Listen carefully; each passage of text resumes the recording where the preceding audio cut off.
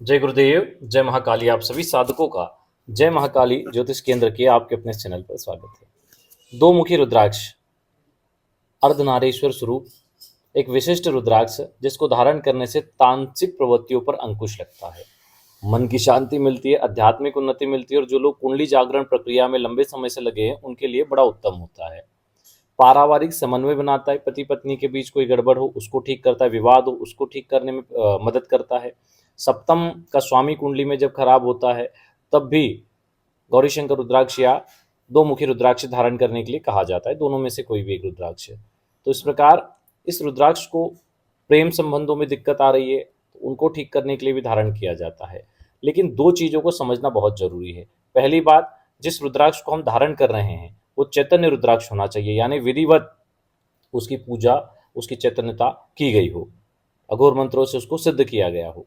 और दूसरा कि जब वो आपको प्राप्त होता है तब ये प्रयोग जो आज हम देने वाले हैं ये स्वयं से करना है। बात क्लियर है?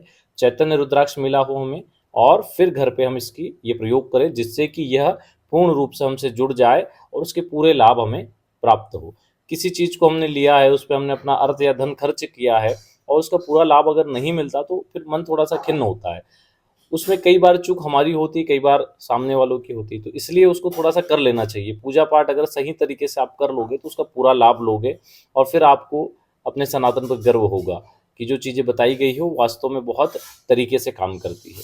ठीक है, सोमवार सुबह 4 बजे या 5 बजे से आप इस प्रक्रिया को करें। स्नान आदि से निवृत्त हो जाएं, पीले वस्त्रासन या सफ़ेद वस्त्रासन, उत्तर या पूर्व मुखी लकड़ी का बाजोट, उस पर कपड़ा, बैठ जाएं, अपना पवित्रीकरण आचमन कर ले, सामने घी का दीपक प्रज्वलित करें।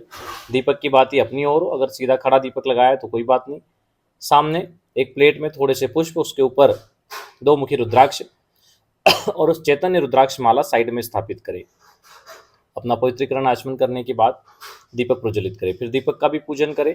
उसके बाद में हाथ में जल लेके संकल्प लें, अपना नाम गोत्र बोले कि मैं धारण अपने लिए कर रहे हैं तो अपने लिए, दूसरों के लिए कर रहे हैं तो उनके लिए बोल दें कि मैं इस दो मुखी रुद्राक्ष को अपने लिए अमुक व्यक्ति के लिए धारण करने के लिए यह प्रयोग करने जा रहा हूँ। इस प्रयोग के माध्यम से पूर्ण चेतनता को प्राप्त, उस रुद्राक्ष के समस्त सद्गुण मुझे प्राप्त हो, इसकी कृपा प्राप्त हो और इससे मिलने वाले सभी प्रकार के लाभ मुझे प्राप्त हो और भगवान शिव की असीम कृपा की प्राप्ति हो, माँ जगदम्बा की असीम कृपा की प्राप्ति हो, ऐसा बोल के जल छोड़ दें। उसके बाद में रुद्राक्ष को स्नान करवा ले। माला को तो ऊपर से ही पूजन कर दे, उसको स्नान न करवाएं। रुद्राक्ष को स्नान करवाएं, जल से, पंचामृत से, जल से अच्छे से पोंछ लें। उसके बाद कुमकुम, चावल, अक्षत, केसर आदि से पूजन कर दे। ठीक है, कुमकुम, केसर, अक्षत से पूजन कर दे। ठीक है, दीप आपका पूरे समय जलते रहना चाहिए।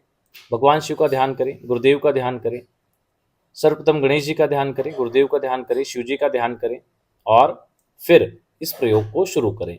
सर्वप्रथम हाथ में जल लें और एक विनियोग आपको दिया जा रहा है स्क्रीन पे, हाथ में जल लेके विनियोग पढ़ें और जल सामने छोड़ दें। उसके बाद अंगन्यास, करन्यास, हृदय न्यास आदि करें। यह करने के पश्चात आप ध्यान करें। ध्यान मंत्र भी आपको स्क्रीन पे दे रहे हैं। ध्यान मंत्र करने के बाद दो पुष्प हाथ में ले और ध्यान मंत्र पढ़ते हुए तो दोनों ही पुष्प आप रुद्राक्ष पर चढ़ा दें। उसके बाद में आप रुद्राक्ष माला से एक मूल मंत्र आपको दे रहे हैं, उसका जप करें। मंत्र को नोट कर लें।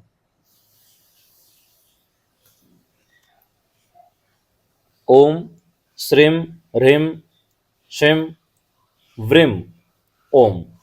ठीक है, ओम श्रीम ह्रीम श्रीम व्रीम ओम। ठीक है, मंत्र को अच्छी से तो देख लें।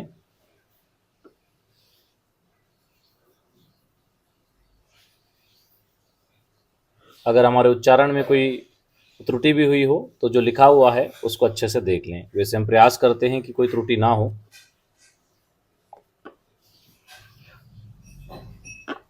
ठीक है, चलिए इस प्रकार इस मंत्र की एक माला पहले गणेश मंत्र करें, एक माला या 4 माला गुरु मंत्र करें। उसके बाद इस मंत्र की 11 या 21 माला जप कर ले।